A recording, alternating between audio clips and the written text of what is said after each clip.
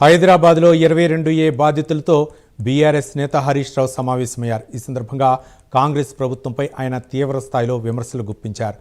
పేదలకు చెందిన అసైన్డ్ భూములను లాక్కుంటున్నారని, వాటిని పారిశ్రామికవేత్తలకు కట్టబెడుతున్నారని హరీష్ రావు ఆరోపించారు. 22A భూముల సమస్యలతో బాధపడుతున్న వారికి అండగా ఉంటామని హరీష్ రావు పేర్కొన్నారు.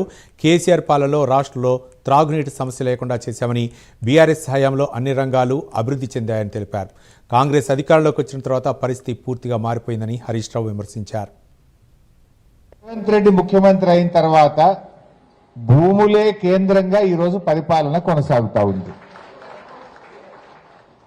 కేసీఆర్ గారు ఉన్నప్పుడు ప్రజలకు ఏం కావాలి,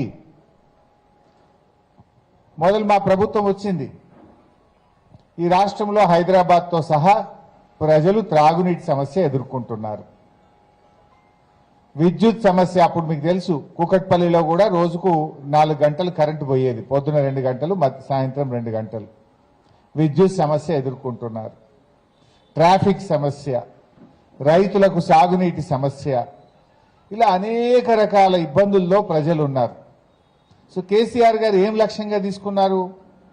ఈ రాష్ట్రంలో ప్రతి ఇంటికి త్రాగునీరు ఇవ్వాలి, ప్రతి ఒక్కరికి 24 గంటల విద్యుత్ ఇవ్వాలి, హైదరాబాద్లో ట్రాఫిక్ సమస్య పరిష్కారానికి ఫ్లైఓవర్లు నిర్మించాలి, హైదరాబాద్ బ్రాండ్ ఇమేజ్ పెరగాలి, హైదరాబాద్లో పెట్టుబడులు రావాలి, హైదరాబాద్లో పిల్లలకు ఉద్యోగాలు రావాలి, హైదరాబాద్కు పెట్టుబడులు రావాలి.